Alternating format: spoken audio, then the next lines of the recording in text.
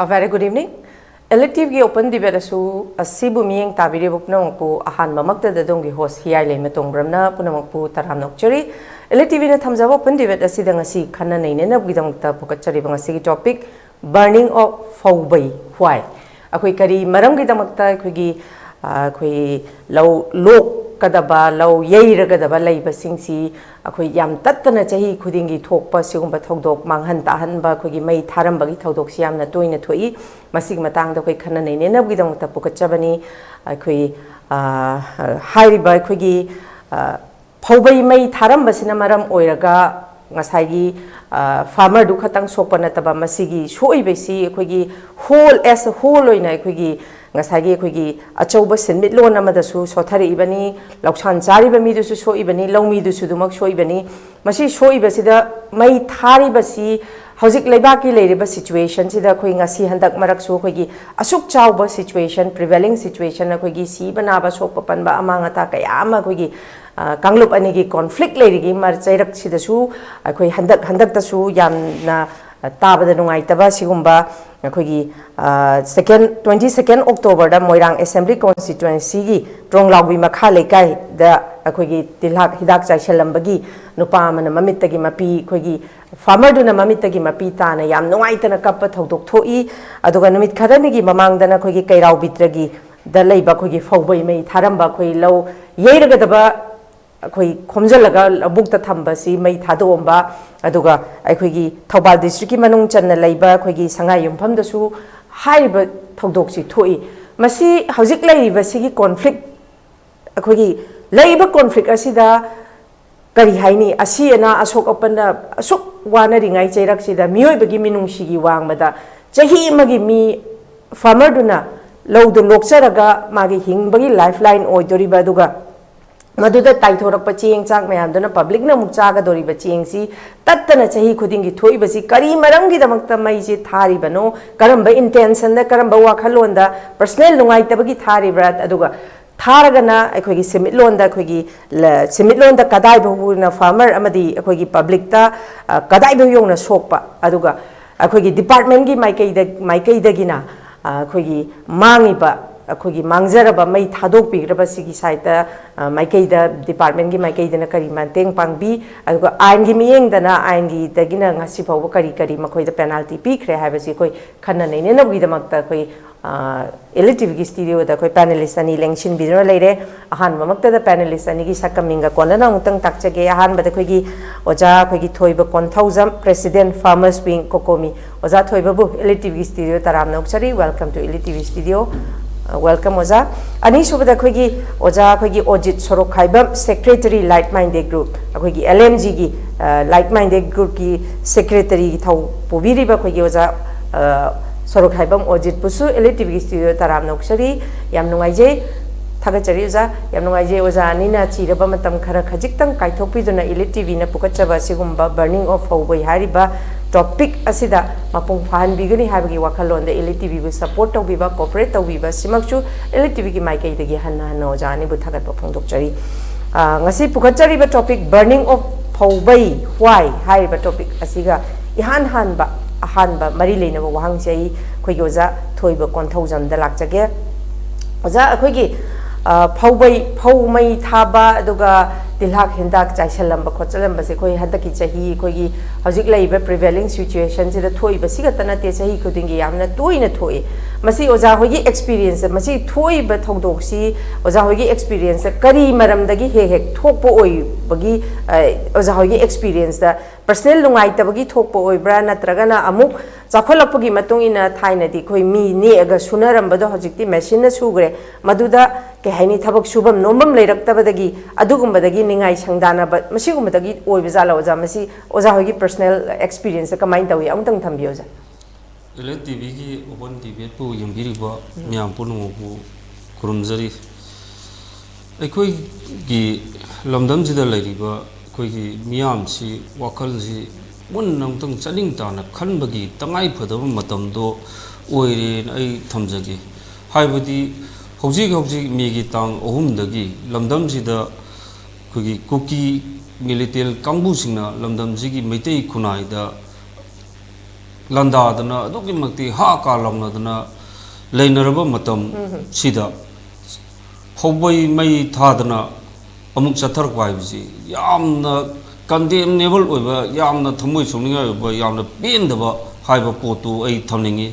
ꯃꯔꯝꯗꯤ ꯑꯩꯈꯣꯏꯒꯤ ꯂꯝꯗꯝꯁꯤꯗꯤ ꯃꯔꯨꯑꯣꯏꯅ ꯂꯧꯎ ꯁꯤꯡꯎꯕ ꯇꯧꯔꯒ ꯑꯩꯈꯣꯏꯒꯤ ꯆꯍꯤ ꯑꯃꯒꯤ ꯆꯥꯅꯕ ꯆꯤꯟꯖꯥꯛꯁꯤ ꯃꯔꯨꯑꯣꯏꯅ ꯂꯧꯕꯨꯛꯁꯤꯗ ꯐꯧꯁꯤ ꯄꯨꯊꯣꯛꯑꯒ ꯆꯍꯤꯗꯨꯒꯤ ꯆꯥꯅꯕꯒꯤ ꯇꯉꯥꯏꯐꯗꯕꯗꯨ ꯑꯣꯏꯗꯅ ꯑꯩꯈꯣꯏ ꯂꯧ ꯄꯥꯟꯅꯕ ꯍꯣꯠꯅꯔꯤꯕꯅꯦꯕ ꯑꯗꯨꯕꯨ ꯑꯩꯈꯣꯏꯒꯤ ꯂꯝꯗꯝꯁꯤꯗꯤ ꯉꯁꯥꯏꯒꯤ ꯅꯣꯡꯒꯤ ꯃꯈꯥ ꯄꯣꯜꯂꯒ ꯂꯧ ꯎꯕ ꯏꯔꯤꯒꯦꯁꯟꯒꯤ ꯈꯨꯗꯣꯡꯆꯥꯗꯕ ꯐꯦꯁꯤꯂꯤꯇꯤ ꯂꯩꯇꯕꯅ ꯃꯔꯝ ꯑꯣꯏꯔꯀꯥꯟꯗ ꯂꯧ ꯄꯥꯟꯅꯕ ꯍꯣꯠꯅꯕꯗ ꯋꯥꯔꯤꯕꯁꯤ ꯈꯥꯏꯅꯤꯡꯉꯥꯏ ꯂꯩꯇꯅ ꯋꯥꯔꯤꯅꯦꯕ ꯂꯥꯏꯕꯛ ꯊꯤꯕꯗꯤ ꯍꯟꯗꯛꯀꯤ ꯏꯔꯥꯡꯁꯤꯁꯨ ꯊꯣꯛꯄ ꯍꯥꯏꯗꯤ ꯂꯧꯎ ꯄꯟꯊꯥꯁꯤꯗ ꯁꯤꯒꯤ ꯏꯔꯣꯏꯅꯅ ꯅꯣꯡ ꯀꯨꯝꯒꯤ ꯇꯥꯒꯗꯕ ꯅꯣꯡꯁꯤꯁꯨ ꯉꯟꯅ ꯇꯥꯗꯕꯅ ꯃꯔꯝ ꯑꯣꯏꯔꯀꯥꯟꯗ ꯂꯧꯁꯤ ꯄꯥꯟꯅꯕ ꯍꯣꯠꯅꯕꯗ ꯌꯥꯝꯅ ꯑꯋꯥꯕ ꯑꯣꯏꯔꯤꯕꯅꯦꯕ ꯑꯗꯨꯅ ꯂꯧ ꯄꯥꯟꯅꯕ ꯍꯣꯠꯅꯕꯗ ꯆꯪꯉꯤꯕ ꯁꯦꯜ ꯑꯗꯨꯒ ꯃꯁꯤꯒꯤ ꯄꯥꯟꯅꯕ ꯍꯣꯠꯅꯕꯗ ꯈꯨꯂꯪꯒꯤ ꯅꯨꯡꯒꯤ ꯑꯋꯥꯕ ꯃꯌꯥꯝꯁꯤ ꯑꯁꯨꯛꯀꯤ ꯃꯇꯤꯛ ꯍꯥꯏꯅꯤꯡꯉꯥꯏ ꯂꯩꯇꯦꯅ ꯑꯩ ꯊꯝꯖꯒꯦꯕ ꯂꯧꯃꯤꯅ ꯋꯥꯕꯁꯤ ꯑꯗꯨꯅ ꯍꯟꯗꯛꯀꯤ ꯇꯥꯡ 6ꯀꯤ ꯑꯊꯦꯡꯕ ꯑꯍꯤꯡꯗ ꯀꯩꯔꯥꯎ ꯃꯈꯥ ꯂꯩꯀꯥꯏ ꯀꯩꯔꯥꯎ ꯕꯤꯇ꯭ꯔꯒꯤ ꯃꯈꯥ ꯂꯩꯀꯥꯏꯗ ꯂꯩꯕ ꯅꯤꯡꯊꯧꯖꯝ ꯗꯤꯅꯦꯁꯀꯤ ꯑꯩꯈꯣꯏ ꯂꯧ ꯁꯦꯟ 5 ꯍꯥꯏꯇꯥꯔꯦ ꯂꯧ ꯁꯦꯟ 5ꯁꯤ ꯃꯥꯅ ꯂꯧꯁꯤ ꯌꯩꯅꯕꯒꯤꯗꯃꯛꯇ ꯄꯩꯔ ꯊꯝꯕꯁꯤ ꯇꯥꯡ 6ꯀꯤ ꯑꯍꯤꯡꯁꯤꯗ ꯑꯩꯈꯣꯏꯒꯤ ꯃꯩ ꯊꯥꯔꯝꯃꯒ ꯇꯥꯡ 7ꯀꯤ ꯑꯌꯨꯛꯁꯤꯗ ꯈꯪꯕ ꯃꯇꯝꯗ ꯆꯠꯂ ꯌꯦꯡꯕ ꯃꯇꯝꯗ ꯄꯨꯡꯇꯨꯝ ꯇꯨꯝꯃꯝꯕꯅꯤ ꯃꯁꯤ ꯇꯥꯕꯗ ꯌꯥꯝꯅ ꯅꯨꯡꯉꯥꯏꯇꯕ ꯍꯥꯏꯇꯥꯔꯦ ꯁꯤꯒꯤ ꯊꯧꯗꯣꯛꯁꯤ ꯑꯩꯈꯣꯏꯒꯤ ꯐꯧꯕꯩ ꯃꯩ ꯊꯥꯕꯁꯤ ꯍꯟꯗꯛꯀꯤꯁꯤꯗ ꯅꯠꯇꯕ ꯂꯧ ꯂꯣꯛꯄꯒꯤ ꯑꯩꯈꯣꯏꯒꯤ ꯃꯇꯝꯁꯤ ꯍꯦꯛ ꯌꯧꯕꯒ ꯂꯧꯃꯤꯅ ꯈ꯭ꯋꯥꯏꯗꯒꯤ ꯅꯨꯡꯉꯥꯏꯖꯔꯤꯁꯤꯗꯤ ꯑꯩꯈꯣꯏ ꯂꯧ ꯂꯣꯛꯄ ꯃꯇꯝꯁꯤꯗ ꯐꯧꯁꯤ ꯄꯨꯈꯠꯆꯔꯒ ꯀꯩꯗ ꯍꯥꯞꯆꯔꯒ ꯉꯁꯥꯏ ꯆꯍꯤ ꯑꯃ ꯆꯥꯅꯕꯒꯤ ꯑꯩꯈꯣꯏꯒꯤ ꯐꯪꯖꯔꯕꯅꯤꯀꯣ ꯀꯥꯏꯕꯁꯦ ꯋꯥꯈꯜꯁꯤ ꯅꯍꯥꯟꯒꯩ ꯊꯥ 5-6ꯁꯤ ꯋꯥꯅ ꯏꯁꯤ ꯂꯧꯁꯤ ꯄꯥꯟꯅ ꯍꯣꯠꯅꯕꯗ ꯌꯦꯡꯕꯒꯤ ꯋꯥꯔꯤ ꯃꯌꯥꯝꯗꯣ ꯀꯥꯎꯖꯔꯤꯅꯦꯕ ꯑꯗꯨꯕꯨ ꯑꯗꯨꯒꯨꯝꯕ ꯃꯣꯃꯣ ꯃꯤꯅꯣꯛ ꯅꯣꯛꯀꯗꯕ ꯃꯇꯝꯗꯨꯗ ꯆꯔꯨ ꯃꯩ ꯊꯥꯔꯒ ꯐꯧꯕꯩꯗꯨ ꯃꯩ ꯊꯥꯔꯒ ꯂꯩꯔꯝꯕ ꯍꯥꯏꯁꯤ ꯀꯅꯥꯏ ꯊꯃꯣꯏ ꯅꯨꯡꯉꯥꯏꯗꯣꯏꯅꯣ ꯑꯗꯨꯅ ꯑꯩꯈꯣꯏꯒꯤ ꯂꯧꯃꯤꯂꯨꯞꯁꯤꯅ ꯉꯁꯥꯏꯒꯤ ꯃꯃꯥꯡꯗꯁꯨ ꯁꯤꯒꯤ ꯄꯣꯠꯁꯤꯃꯛ ꯆꯞ ꯃꯥꯟꯅꯅ ꯅꯕꯦꯝꯕꯔꯒꯤ ꯇꯥꯡ 8, 2022ꯁꯤꯗ ꯑꯩꯈꯣꯏꯒꯤ ꯈꯥꯡꯉꯕꯣꯛ ꯍꯣꯁꯄꯤꯇꯥꯜꯒꯤ ꯃꯅꯤꯡꯗ ꯂꯥꯏꯁ꯭ꯔꯝ ꯃꯣꯏꯔꯥꯡꯊꯦꯝ ꯅꯕꯆꯟꯗ꯭ꯔꯒꯤ ꯂꯧ ꯁꯪꯉꯝ ꯑꯃꯁꯨ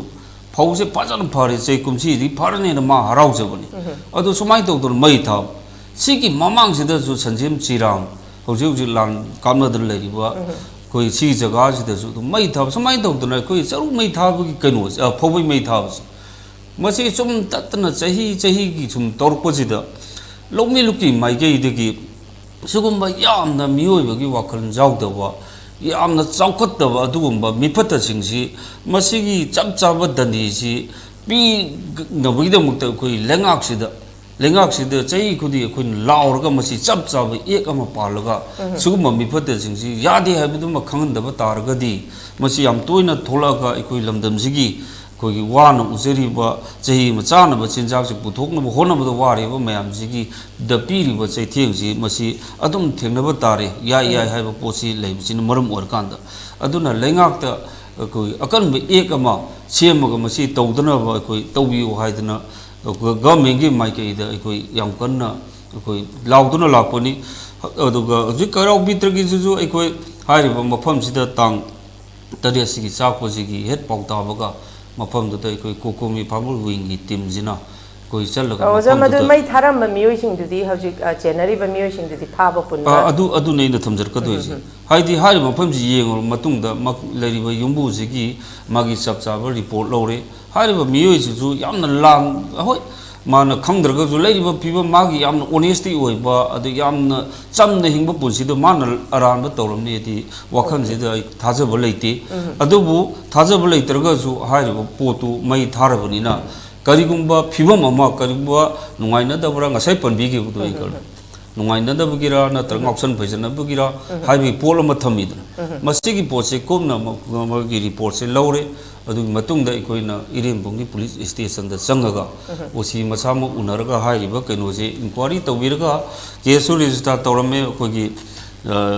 ꯀꯩꯅꯣꯁꯤꯅ ꯂꯧꯄꯨꯁꯤꯅ ꯃꯥꯒꯤ ꯀꯝꯄ꯭ꯂꯦꯟ ꯇꯧꯔꯝꯕꯗꯒꯤ ꯍꯥꯏꯔꯤꯕ ꯀꯩꯅꯣꯁꯤ ꯑꯁꯤꯒꯨꯝꯕ ꯃꯤꯐꯠꯇꯁꯤꯡꯁꯤ ꯑꯊꯨꯕ ꯃꯇꯝꯗ ꯐꯥꯔꯒ ꯆꯞ ꯆꯥꯕ ꯑꯥꯏꯟꯒꯤ ꯑꯣꯏꯕ ꯑꯦꯛꯁꯟ ꯂꯧꯈꯠꯄꯤꯌꯨ हाइदना अखोइनजु वारी साजरमे अदुगी मथक्ता कोकोमीगे माइगेदगेसु अखोइ लैरिबा सुगुम्बा अखोइगी सुम फत्तबा लमचत फत्तबा थबक तौबसिंगसे मसी चुंथोपा अमदि चंगे अदुना मसी चपचाना अखोइ कोकोमीनसु लुमना लौई अदुना लैरिबा सुगुम्बा फत्तबा अरानबा तौबा कांबुसिंगसे लैकाइदुगी लैरिबा मियामसिना अमदि मियोसिंगदा कंखटबिगनोबा मदु पुथोपम चंगेबा करिनोदा ngsaigi sugumba fattabasingse yokhalaga sum laikaiduda sum thamagadi khonggangduda sum thamagadi phaubai mai thabasi nataba tonganba kahenba magi crime oiba yaba thok mayam tawroi hainingai leiteba aduna leiriba kainoje koigi kokomi gi maigei dege su koi leiriba khonggangdugi hoi haiba mapumda arapa jaga de lagadi tawmoidana अनक्पा अदवाइदा लेरंबदुना सोइ तौरंगनी अदुना मसी लेकाइदुगी लेरिबा अखोगी इचिनाउसिंगनासु मसुगुम्बा फत्तबसिंगसि लौथोकपा मखुनाइसिदा महिक वरकदबा तुंगी अखोगी मियामदा पिरकदबा अवाबा चेथेंग मियामदो मदु कोकनबिदुमदा अदुगुम्बा महिकसिंगसि फाबा म तंगाइ फदबा लई हाइबा वाफमदुसु अई ngasiगी open डिबेटसिगी मरि लेने थमजगे अदुना लौमिलुकी माइगेदगी दमनिंगी पोती लाइबक तीबना हंदकी लानसिनजु मरम ओरकांद लौ पानबदा असुकी मतिक वाबा अदि लौ पानबबो ngamdadna अखोइ लौमिलु मंगा सिनगा सर्वे दरकांद लोफम लिसिंग मापन का चातेत का तरा मापन की इफेक्टेड ओइदना लौ पान ngamdabo मफम बा ओरिने हाइबदि लौ पानदब मयाम अमजु यावरे कुंगी नोंजिना मतम चाना चुदबना मरम ओरकांद लौजिजु अखोइ मपुंग फान पानबा ngamdriनेबा हौजिक लौजि पाले हाइबै वानी अखोइ लोफम द चलो मतमदा संगगा सातपा ngamdabdana leiba mayam amane adunadi अखोइगी लमदमजिदा हंदकी लानसिगा इरोइनना अमदि कुंगिनो वापन मरम ओरकांद लौमीनो अखोइगी पुथोकदो पोथोक्सि अदुगी मतिक हंदरने सी यौना अखोइगी चिंजाकी अवाब ओरगदो मतमजिदा सुमाइतो फौबोइ मई थादना चाही अमगी इमुंगसिना कुम अमगी चागदब चिंजाकतु मंगन बाइसिति सिदगी हेना अखोइना कंडेम तौनिंगाइसे करी लेगे हाय सिगी पोचु थमजगे अदु यामना नुंगाइत्रिबदि युंबुंसिगी युंबुसिगी इमासे सिजिना ngsaigi यामना लौदो येंगजरगा नुंगाइजरमबदो फौबोइ मई चाकबसिदा हौजि इमासे मसाजिदा करी हाइतार डिप्रेशन मन गी लाकपगी मौंगदा लेरपसिदा ngसाइ ममौं नुपिसिना को थोंददना को तौइ याम नुंगाइते काइना कप्तना पाउदमेबा अदुना थमजनिगी वाफमदि सुगुम्बा इलीगल ओइबा यामना लमदम सिगी खुनाइदा सिग्नल कदबा फत्तब थबक थोंग तबो सिंगसे आइन गी ओइबा मतिक चाबा कोगी एक्शन लोखन पगी तंगाइ फदब लई अदुना लेंगाक्सिना चप चाबा आइल लम से ओजा ngsaigi केराउ बित्रगी दा थारमबसे मसामक थारमिबा मिसक्सिसु दum मसामकसु फार्मर दum ओइब्रजा थारमिबा मिदुदी अखोइ कनाना खंगनी हाइबदी लोना थारम मिदुबु खंगदी हुजिक करी अखोइ ओजा ngसाइ अखोइगी इरिलबुंग पुलिस स्टेशन दा सिनाबिग्रे हाइबदो अदुदी रिपोर्ट टू द थमिसे अखोइगी क्लेम मई थारे हाइबगी एफआईआर अमा पानबगी रिपोर्ट तौरमबदुनी दा अखोइगी लोपुजिना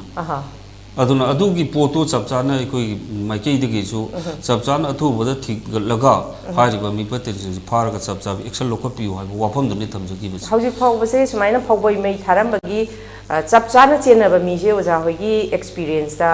अमबो फाबा ngamdribra kamai tawisa मसी ममांगदा अखोइगी होय सस्पेक्टेड पार्सल आइदना अखोइ खांबो की सिदैजिदा अखोइगी मोरांगथेम नबसंद्रगी मई थाबगी मतंगदा थोबान पुलिसना अखोइगी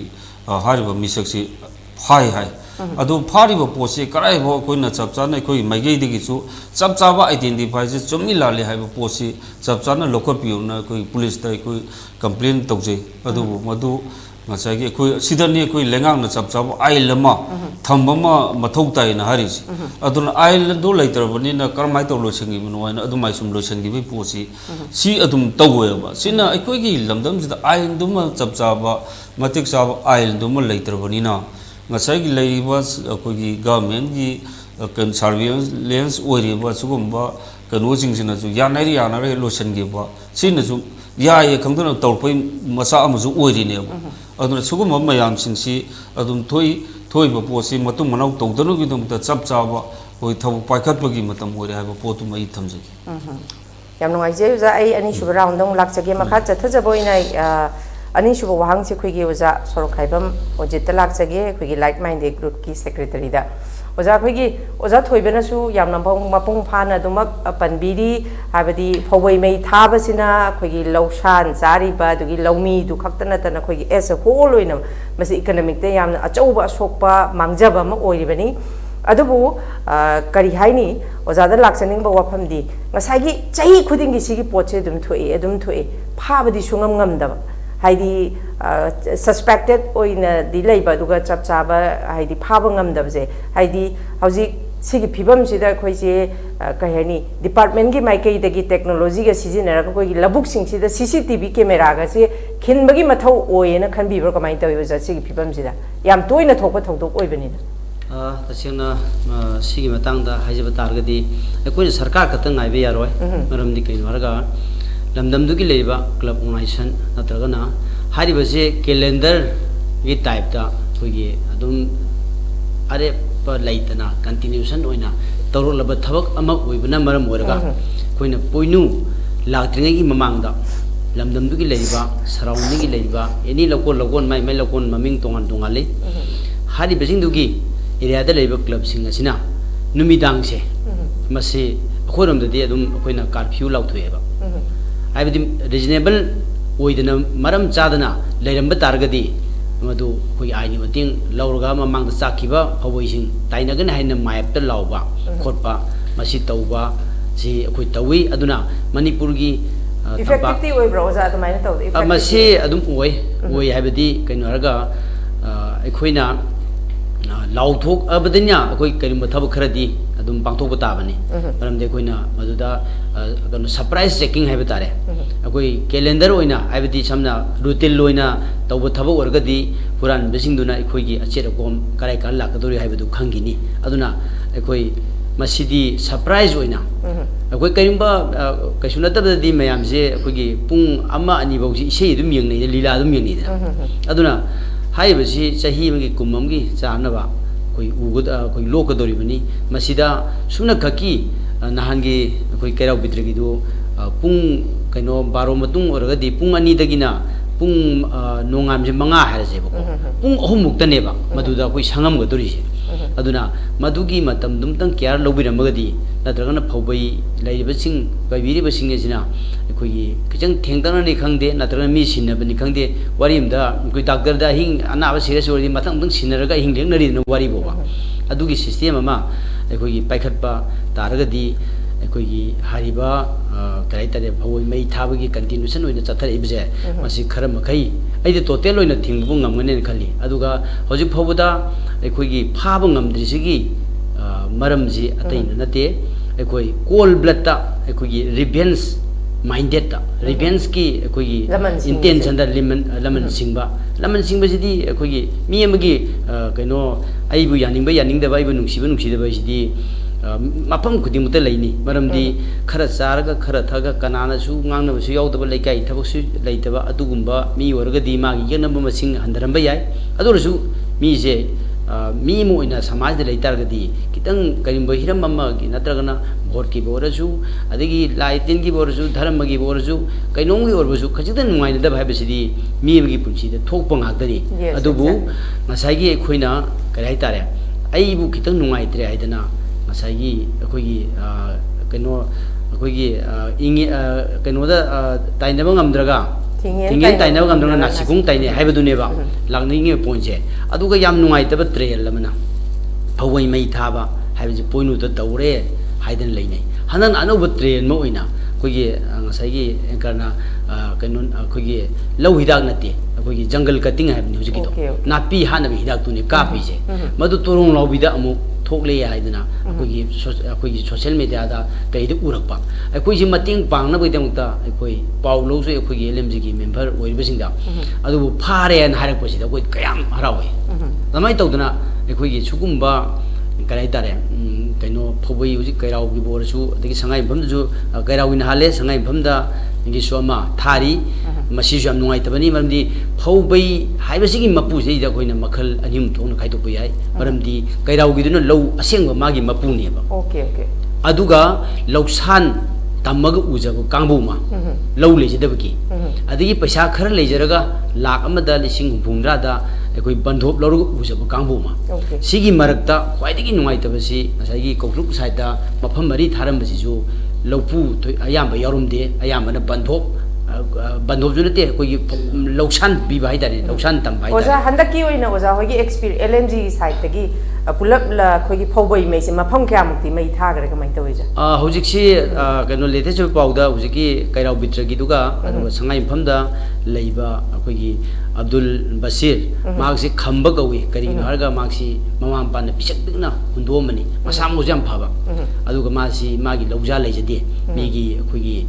लौसान तमगदबनी अदुना मयामना अदुइ हाइनबदा ख्वाइदगी लाइरबम खल्लगा मई थादोमिसिबु करिगिनो हाइदना मयामसी थवाइ याम नुंगाइनदबा अदुमबा मा पोपगी अदुमाइना हाइनरक बताइ मखा ताबियो अदु हौजिक फाउबदा LMG की साइड तगी हौजिक हाइदि मफम चाखरिबा मफम सिंगसे LMG की साइड तगी दि दुम अंगम मतेंग दि दुम पांगबिरी कोजा दुम पांगदेरी हाइबदि अखोइना हौजिक कौक्तुक की मफम मरी दुसु दुम पांगी अदि खांगबोकी हाइबदुसु दुम पांगी अदि कैराव बिद्रगी हाइबसु पांगी मरमदि कैनो हरगा फवै मई थादोकपदा लैरम्मिबा सिनेरियो सिनजी मी अमा खांगु तक सिगिबदो अदुगी अखोइगी थमोगी नुंगाइदबा फोंदोकपा मेकम मेराव खोल निल लैरम्बा अदुम याम थेंनै नामगी कैराव बिद्रगी दुसु ममौ नुपिसु अदुम अखोइगी कइनो अदुम मम्मी इरा चेलगा अदुम पेरी पेरी लैरम्मी अदगी मनी बोदुसु कपमी अदुना अखोइना तमजदि अखोइगिदि LMG गिदि कुदक्के तेंबांगसिना मागी थमोइदा ओ सुंब चीर मतमसिदा थमोइ नुंगाइतर कानसिदा कनागुम खरनजु मतेंग पांगनबा लैरिको हाइबदु खन्ननबा अखोइना हाइबजु खुदक्ते खल्लुनु सिनी वारिदु अदुमाइना तौगनी अदु अतोब पॉइंट अमा लाक्सनिंगमसिना हनकी चाहिसिना अतई चाहिए सिंदगी यामना खेनै मरमदि मणिपुरगी लैरिबा लौफमसिंग असि निंगतमना लौ उजरगा लौ लोक्सगे हाइबजिमा लैरिबा कांगलुपि इरांगसिना लैरे अदुगा प्रकृतिगी अखोइगी नुंजु नुंसासिबजु चांग नाइदबा मदुना इसिंग अखोइगी अवाबा यामना लैबा अदुगा लौ उरिबसि अखोइना लौ यैबागी ममनदि थाद्रि बवा खावरगा पैबसे मसि बौसिदा 20,000 लमु अदुमाइना चंबा अदुना लौ उनरिबसि मणिपुरददि करिनो हरगा सेंदोंग फंगनबगी उबा नते अखोइसि कइनो सेंदोंग फंगदे हाजु चादबदि यादेदना अदुना हंदक्सि अखोइगी स्कार्सिटी ऑफ कइनो राइस हाइबदारेने कइनो अखोइगी चेंग कोनदबगी से मसि लैरनी मरमदि कइनो हरगा अखोइगी प्रोडक्शन सिजु कइनो थोलकदब जगासिंगजु अखोइ मरांग अखोइ निंगतमना उगिद्रे लोकपसिबोजु हुजिकसु कापथरैगा कापसलैगा तौना निंगतमना लौजि लेब हरकांदा चेनबगी इरेंगमदगा कोइचेन जेन थवाइगा लौगसे थवाइनेना लुइना लौ लंगथोमगा मन तौबगी सु अखोइना अदुम पाउदा कइदा उनरी अदुना सिगी थबकसि अखोइ हुजिक थोखरिबा अनिसिगी मखा ताबदा आइना लौमी मियामगी मफमदा अपील तौजनिंगिसि कोई लैरिबा जगादुगी मिउसिंग असिना एखोई कमिटी सेंबिरो अदुगा कनो पब्लिसिटी चतोबिरो और ऑप्शन नमना यैगदबसि कजु फौबैजु सिकि मेचिन तौ कनो तौने थाइनदि एखोई नखं कांद फौबैसि एटलीस्ट कोई नोंगसे हेक वेदर फत्रदि पैसलगा थममेना थाम मखाइगा थंब लैबा अदु हुजिकति अदुमक्सु नत्रे मेचिनजि अखोई नंग यैबनिना अहिंग अमा कतने लेक्तोरिसे अहिंग अमा सिदेसिदा अखोई मदु यामना कियार लहुब तारगदी अहिंग लेपनि खंगदि अमा तौबनि खंदे बाइनमिस तौरगा मदुम संबिरगदी असिगी थमोइ काइबा अदगी जिंजाक मांगहलिबा अदगी लौई प्रजा मयामगी थमोइ काइहलिबा अदगी हारिबा पाउदुबु उबदा तसेंगनमकी लौ उजदबा अदुगा अखोइगी खुंगंगी लौसिंदु उरगा इम्फान सु मुचादोरिनेबा हारिबा मयाम पुनमगे थमोइ कारिबजिंगजे मसी अखोइ खरा फगदरा हाइना एगी माइकेदी थमजगे ओजा नमखा ताजबोइना अखोइ हजिक फाउबदा तोंगान तोंगान बा अखोइगी ड्रग्स की ओइरो अदगी एनी हिरम अमदा अखोइगी अवेयरनेस प्रोग्राम से याम पांगथोइ अदो अखोइ फाउबै मै थाबगी मागी मांगजबा मागी डिसएडवांटेज सिगी मतंगदा अखोइगी डिपार्टमेंट की माइकई अवेयरनेस से तौबसे इउ उदबदौना तौवे ओजा सिमसु यामना मथौ ताब्रा हाइना खले सिगी मतंगददी अखोगी डिपार्टमेंट की माइकैदगी लौ उबसिंग फार्मरसिंग अदुगा अकोय अकोयबदा लैरिबा अखोगी कनोसिंगसिदा अखोगी फौबै मै थाबना कदाई फौबा अखोगी लौसान अदुगा लौमी अदुगा अखोगी एस अ होल ओइना अखोगी इकोनॉमिक ता कदाई फौ यौना सुइगा हाबसे सिगी मतंगदा अखोई अवेयरनेस से मतम गी ओइबसे पीबा मथौ तायना खनब्रो जा कमाइ तौ मसिदी यामना मथौ ताय मरमदे अखोगी प्रॉब्लम क्रिएट तौरगा लैरबनेबा सिसु सदली नतेबा सही मरी मंगाई ममांगसिदगी कंटिन्यूशन ओइना अखोई फौबै मै थाबा हाइबसे मसी तौदन लाबनेबा अदु इतारगदी अखोइना सरकार की लैबा मरी लैबा विभाग एग्रीकल्चर की माइकैदगी रेडियो दा लाउथोपबु ओइरबसु अदगी लैबा अखोई डिस्ट्रिक्ट की लैबा डीसी सिंगना समना वारिमदा अखोई सोरोकता लैखोम पुखलपजी थवान डीसी नंगरांग ट्रैक्टर फारिदना वारिबो अदगी आइना प्रेसिडेंट ओइबा लेवाना अदगी साइडगी अखोई एक्शन लौखटबि वाइदना हाइबदगी अदुम निमित्तुदा अदुम लौखटलेबा अदुमाइ तौदना फवै मै थारिबजे प्रिकॉशन मेजर जे मसी लौखटबा जे मसी यू उदे मरम मदुना हारिबजे पब्लिक की साइड तगी सरकार की साइड तगी अखोगी ऑलरेडी राइटारे हार्वेस्टिंग की एहेता अखोइना मसीगी लाउथोपा करी करी तौबा तारगदी मसी कानगनी अदु आइगी साइड तगी दी अखोगी डायमंड रेडियो खुंगदुंगी कनो पुनिंगी वारोंदा ngasi deina numit 15 kun gi mamangda adum phoboi ahing lepiu phoboi ahing lepiu je adum haiba maramdi keno ga phoboi da अखोगी कनो सी मई चापगी मरमजी मखुन खितंग लई कोई वांजिंग दा मुकक चाखी अदुजु मदु इंटेंशनली थाब नते फौबई सिदा निशा साब अंगांजिना निशा सारगा चुरुप मतेक से मसीजी अखोई लंगजल लम भाई तारे दा अयामना चुरुप थई बिजिंग जे अखोगी मुथतलगा ज्ञान ताना खुंबान ने खाइ बिजी याव देबा एकदम पंगनंग नंग थोपा अदुना मागी चुरुप मतेक तुना फजना कोई नुमी मरी मानी पांबौरबा चरु ददी फबोम ददी मईजी उया पोंदे जर चाक तोगे मई तौना चाक खिबगी अदुगुंबा अमा लैगी अदुना अखोई पुनमंगना असगी हाइदजु मपु लैरम तारगदी कै नोय कैदौ लाइनो हाइदना चिंबा खोपा अदुम तौरम बयाय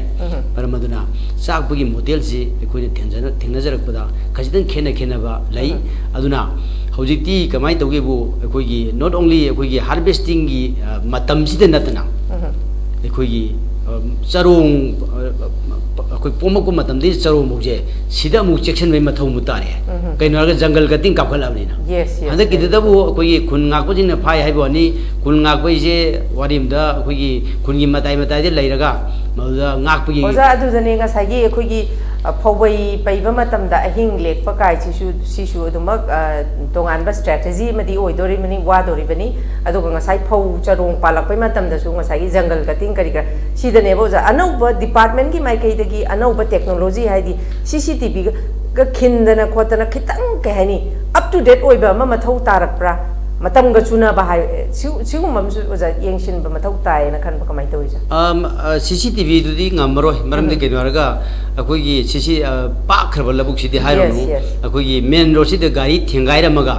फाबा ngamददना मिय किया की पुंसी अखोई लम्मा खांग मांगिबा किया लेरे सोरोक सिम पाउ नतेबा अदु कोनर दबौदा अखोगी खिल्लगा तौरगदि फगदबजे सिबौदा अखोई ngamद्रिबनि अदुना लबुक हाइबसि याम पाक संग्रे अदुना हौजिकी हारिबा अखोगी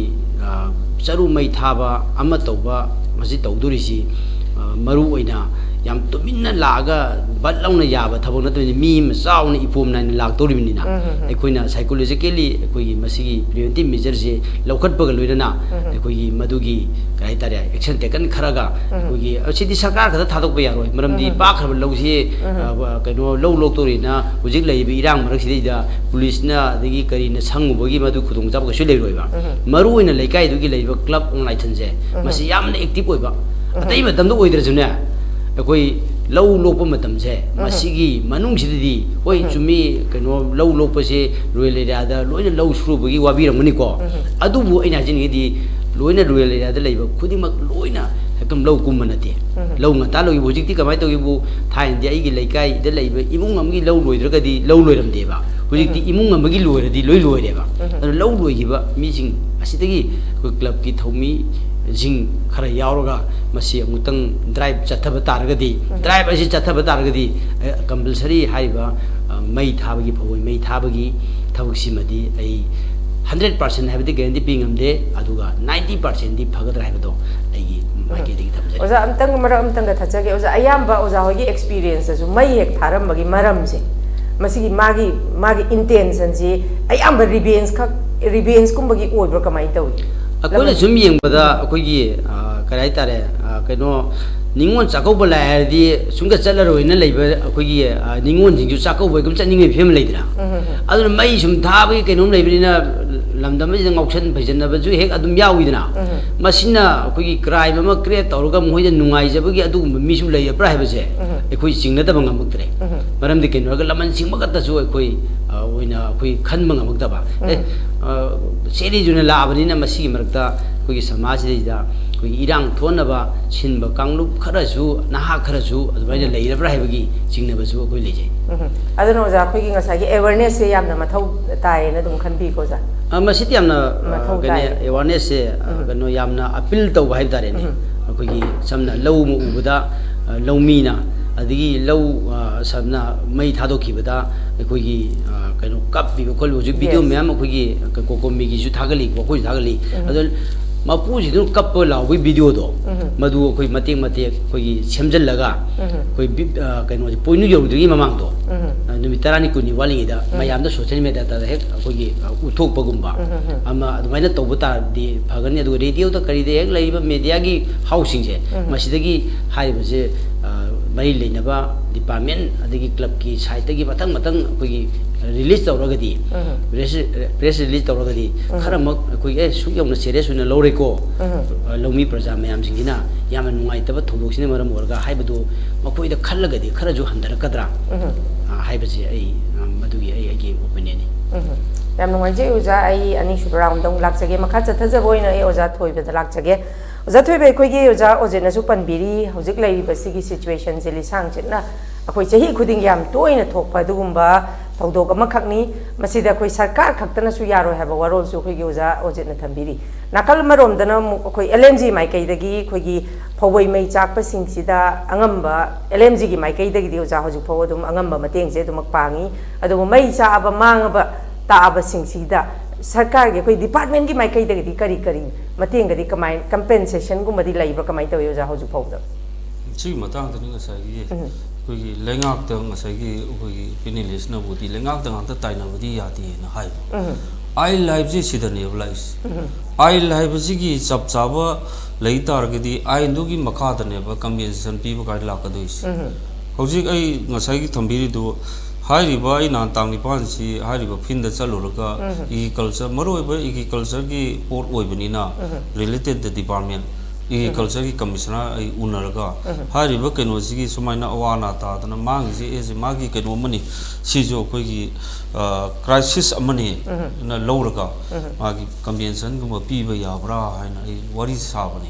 adu I culture department ki city disaster gumba adumba keno maksu ching da hai ta sina maram or kan da convention pi ba gi keno ji leite na thamya sigi matang ji nga sai gi koi gi oja minne listener su thambire thambadi adu akoi manipur gi maru oiba lopam ji lakh amaga lising maidra ma hectare ne pak chawra ba lopam ji masibu ngak tana sendana haiba ji akoi gi lok lokpa matam ji jo akoi mai time baw ne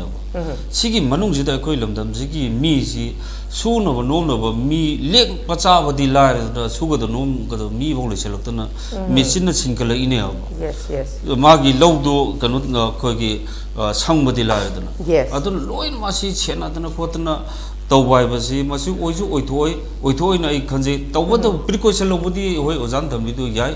precaution lo budi yai adu longi ji ana mana su yamna imu mi le jada ba ko imu manu ngasai gi patana leiba mi su mayam am yaure